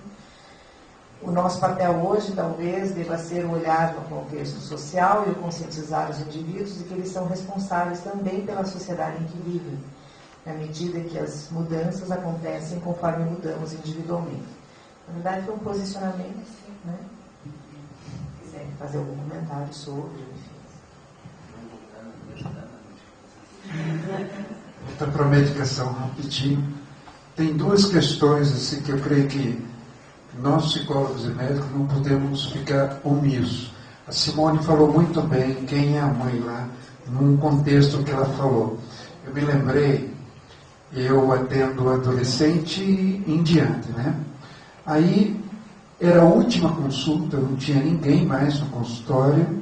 Eu atendi a mãe, que chegou atrasada, não deu para atender o adolescente. Geralmente eu atendo o adulto, primeiro. Aí, quando a mãe foi falar para o adolescente, aí disse, viu, meu filho, na próxima semana você vem falar com o doutor. Aí ele começou a discutir com a mãe. Depois ele foi para o elevador. Aí ela olhou para mim e disse, agora, doutor, o que eu faço? Aí eu me lembro perfeitamente. Estava eu e ela, não era sessão terapêutica, era sala de espera. Aí eu disse, quem é a mãe? Quase que eu dizia, ô filha da mãe. Porque naquela hora, gente, ela tinha que ser chamada à responsabilidade. Ela estava delegando mais uma vez, se delegou para a escola, para o marido, para seja quem for, estava delegando para mim uma coisa do relacionamento dos dois, né? Da falta de limite. E a questão da medicação, eu recebi um e-mail essa semana que o criador da Ritalina, no leito de morte, disse que aquela medicação não tem o efeito que ele disse que tinha. Você deve ter recebido alguma coisa? Vais receber. Então, eu fico muito preocupado, eu fico alegre com você, Gustavo, pelo teu cuidado profissional. Eu acho que assim como nós psicólogos não podemos atender isoladamente alguém da família, principalmente adolescente, criança, idoso, não podemos, precisamos escutar a família, né? Escutar mais pessoas. A mesma coisa a medicação. Principalmente, eu fico com compaixão de criança e adolescente que está tomando medicação, exceto 10% do que precisa. Que deve ser o número por aí. 90%, gente, está tomando e criando uma dependência química, que na verdade é uma dependência química lista, passada por receita. Claro que essa criança adolescente vai continuar tomando o resto da vida. É uma questão muito séria, muito grave, e eu fico contente com profissionais como você, que são criteriosos, que querem ouvir a família, assim como nós, psicólogos, precisamos também atuar dessa maneira, né? Não isoladamente. Eu sou a Ana, sou socióloga, não sou psicóloga nem médica.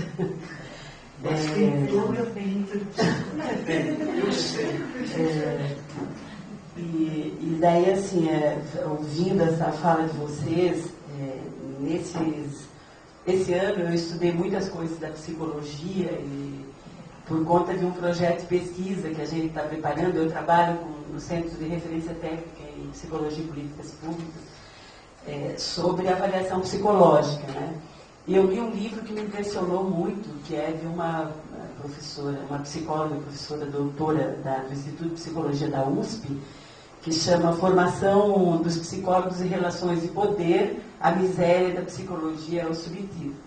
E esse livro foi desencadeado por conta de um fato concreto que aconteceu em 2008, onde 2 adolescentes, meninos de 13 anos, foram mortos pelos pais. Depois, os meninos foram afastados da família, e aí um relatório, um parecer de uma psicóloga de um conselho tutelar fez com que as crianças voltassem para a família e essas crianças foram mortas, espancadas, né? Era ou o padrasto ou o próprio pai, enfim.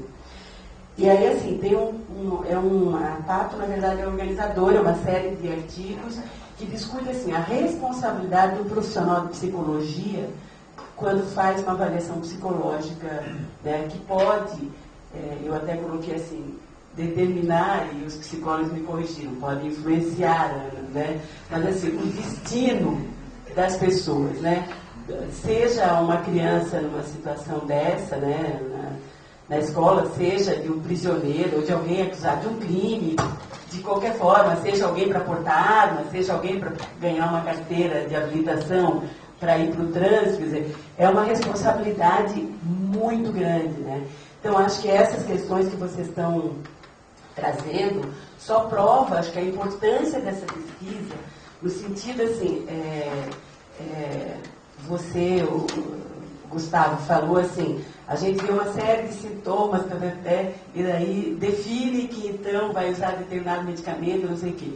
E tem, assim, textos muito críticos sobre a questão dos testes psicológicos, né? Que muita gente reduz, muito psicólogo reduz o processo de avaliação psicológica, a aplicação de determinados testes, e que isso é uma coisa muito séria, né? Você não pode definir, com base na psicometria, né, o destino das pessoas, né? Então, assim, eu acho que esse mês inaugura, acho que essa rodada de discussões, acho que levantando muito bem essa questão que a Solange traz, da violência, que a sociedade é violenta. A sociedade atual, não só brasileira, no mundo, está formando psicopatas, né? Essa que é a verdade.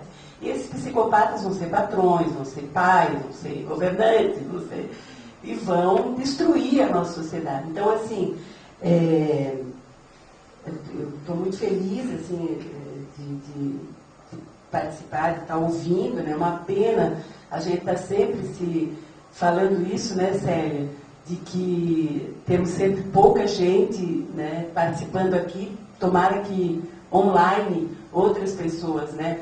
Mas, assim, muito bom de ouvir pessoas como um médico e psicólogos falarem que, né, não se trata só de patologia, né, e de resolver problemas de medicamentos, mas tu tem que olhar para a família, tu tem que olhar para a sociedade, né, para as margens desse rio, né, que quando ele transborda, a gente diz que é violento, mas não olha quem estava, né, comprimindo esse rio, né. Então, assim, mais para dizer acho que da importância desse momento, gostei muito das falas todas e acho que é uma iniciativa fantástica do Conselho. Assim. Todas as profissões, elas têm as suas dificuldades e tudo, mas a nós, uma coisa você pode escolher ou não fazer uma análise. Nós temos que estar em análise. Ou um processo de psicoterapia, continuamente. Ou prestarmos mostras dos nossos trabalhos aos nossos colegas. Que a gente escuta tanta coisa que a gente pode ser tomado no nosso fantasma continuamente, naquilo que trouxe a nossa história. Então, um outro profissional da área, de outras áreas, pode se dar o luxo de escolher ou não se quer fazer, ou por um motivo ou outro, em algum momento. Agora, nós, realmente, a gente tem que dar, assim, levar muito a sério isso. Né? Não sei se vocês concordam, mas no nosso caso não tem como, porque é muita coisa. O Jung tem uma frase muito boa. Ele diz: o médico que não foi ferido não sabe curar. Quando a gente lida com saúde mental, com saúde de modo geral, quando a gente não cuida dessas feridas a gente não pode cuidar da ferida dos outros. E que bom que foi mencionado isso, porque é algo que a gente sempre fala, até já tivemos quartas-feiras falando da questão da saúde mental do profissional. Mas é uma questão que a gente tem que estar pontuando sempre, não só para relembrar aos colegas que porventura esqueceram, né, e aos alunos que acham que basta fazer um curso de graduação, né, que a nossa formação passa por outro canal. né? Seja psicólogo, seja quem for trabalhar com humanos, né? Eu acho que deveria ser uma tarefa obrigatória a gente se conhecer e conhecer nossas sombras e fantasmas, para quem está fazendo psicologia, pedagogia, medicina, seja quem dirá quem vai para a psiquiatria. Eu acho que deveria, né? E a gente sabe que os coordenadores de curso de psicologia já trouxeram em fóruns de coordenadores para a gente essa preocupação, que os alunos não têm essa questão, e quando tem, chegam ao consultório do colega, né, dizendo, eu vim porque eu faço psicologia, como se não tivesse demanda nenhuma. Então, assim, já usando isso como uma defesa, eu vim porque eu tenho que fazer, porque eu estou estudando, não que esteja aberto para se olhar no espelho, olhar para dentro das suas questões, né? Eu acho que é sempre importante lembrar, por isso que eu quis reforçar ainda o que você colocou, que eu acho que é uma contribuição importante. A nossa formação não é só acadêmica, né? Tem que passar por outros canais. Vocês gostariam de fazer mais um comentário? Essa questão, que nem a gente fica falando, a criança ela reproduz muitas coisas que ela vive dentro da família e dos pais. Então ela chega na escola, ela está agressiva e agredindo, e ela aprendeu que as coisas se resolvem daquele jeito. Né? Então, se os psicólogos não estão indo para análise, eu penso nos professores dos psicólogos, né? Que eles têm essa função também de estar orientando, ensinando, porque eu, quando comecei minha formação em psiquiatria, não tinha como, era regra. Você quer trabalhar nessa área, você tem que se conhecer, você tem que fazer a sua própria análise e não tem outro caminho. Né? Então, hoje em dia, eu sinto que perdeu um pouco isso, né? Porque a gente tinha como regra. Quem quer trabalhar na área que vai lidar com as questões emocionais, ela tem que passar por um processo analítico, terapêutico, mas tem que ser tratado. Na verdade, cada um tem que fazer o seu próprio tratamento para poder, né, se tratar. Bem, acho que vamos para os encerramentos, já estamos, né, concluindo. Não tenho nada a acrescentar, concordo. Estou na defesa da saúde mental dos trabalhadores e trabalhadoras CREAS-CRAS. Né, a gente sai de muitos tipos de direitos e vínculos rompidos, então se sai de um abuso de uma criança de 4 anos, tem a mulher com olho roxo, e aí sai daquele, né? Então imagina. Inclusive como estrutura de serviço, eu estou defendendo muito isso, que a gente precisa trabalhar, que não é uma supervisão técnica, meramente eficaz, que a gente estabeleça, combinando com isso, uma ação que reflita sobre a saúde mental que a gente nesse espaço. Vai ser uma tarefa bem longa, né? As coisas que a gente pega, às vezes leva 10, 20, 40 anos, mas está pautado, está agendado, né? E a gente está lutando bastante, né, nesse sentido. A palavra luta, ela é minha constituição, né? De não sei falar na perspectiva do meu trabalho sem usar a palavra luta. Né? Lutei muito para ser psicóloga social. Ninguém entendia que eu era uma psicóloga social. E eu era psicóloga social. Né? Então a luta é uma palavra assim, que está constituída, está dentro de mim mesmo. Eu acho que o momento foi um momento bastante importante. Célia, você fez eu correr hoje, torci meu tornozelo falando aqui online, mas corri para visitar, a culpa é da Célia. Mas foi muito importante, porque eu tive que voltar, tive que parar, tive que fazer algumas visitas, né? A Nenê, isso é bom, né? Falei, nossa, foi uma correria, porque tem que dar conta das 40 horas dentro do equipamento, aí a gente também tem, né, quer contribuir aqui, mas foi muito legal para mim, muito legal, porque eu tive que rever algumas coisas, né, e isso me fez lembrar de algumas questões, né. Falcão, eu concordo inteiramente quando tu diz que às vezes o idoso, o tipo de violência que ele tá passando, tem que ver o que ele construiu, implantou. Eu tive o caso de uma mulher que ela abandonou as crianças com 4 anos de idade. recebeu uma denúncia, essa mulher estava na cama e todo mundo dizia que a família tinha abandonado. Ela abandonou, teve um caso de prostituição, esses filhos não quiseram mais vínculo com ela, e a gente querendo encaminhar para o Ministério Público e ver uma instituição, porque ela também, né, não é pelo fato que vai, né, agora fazer a queima às bruxas, né, trabalhando com esse tipo de valores, mas a gente percebe, né, aí e lidar a mágoa, o ódio da família, mas ela com direito, que estava numa condição muito precária, de negligência, e cuidar desse ser humano que continua sendo ser humano, né? Então essa habilidade, esse olhar como ser humano centro, né, independente da sua história, mas como direito violado e a possibilidade de ter uma cidadania, uma dignidade. Então é isso, né, que nos faz estar atuando com bastante perspicácia e se livrando de preconceitos, né? Que a gente se livra todo dia. Essa camiseta a gente tem que tirar, lavar, para poder realmente garantir o direito que é do outro e não do que eu acho que seja direito dele. Essa é a grande diferença que a gente precisa fazer. Obrigada. Quero agradecer a Célia, a nova direção do Conselho, que com muito orgulho nós estamos aqui, né? Essa nova empreitada aí. Quero agradecer a vocês que participaram.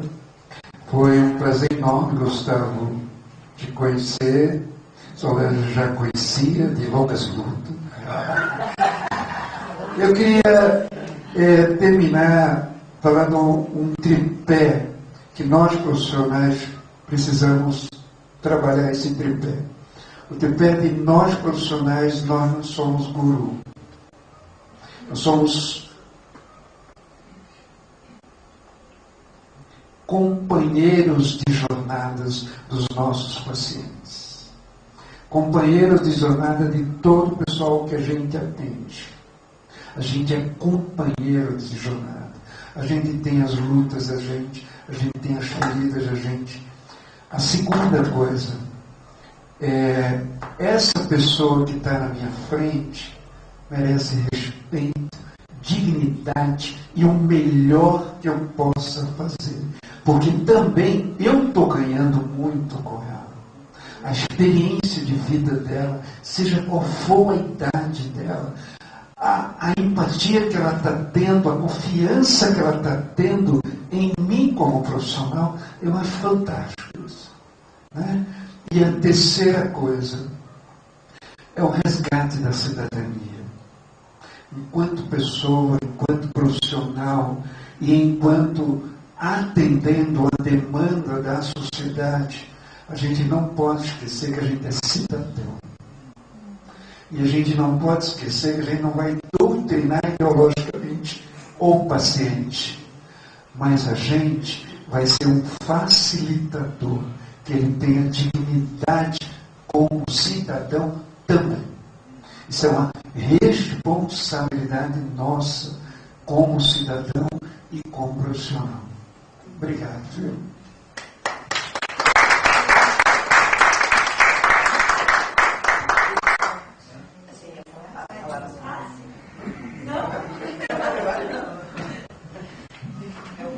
Eu acho que só novamente pela terceira vez essa oportunidade.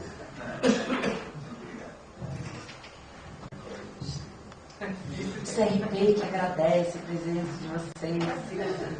Está desligado? Alô?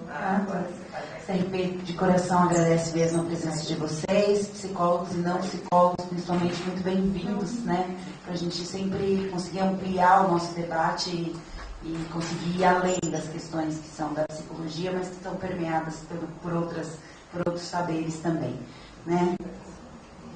Semana que vem, continuamos com o assunto sobre violências, especificamente sobre violência de gênero, com a presença dos psicólogos César, Rosário Fernandes, Carla Amaral, não? E a Roseli Isidoro, que é secretária municipal. E a coordenação vai ser da psicóloga Solange, da próxima mesa. Então, o CRP entrega um certificado de participação E uma canetinha de presente. E essa vai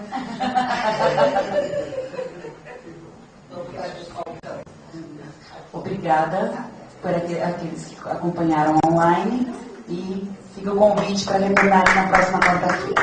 Boa noite.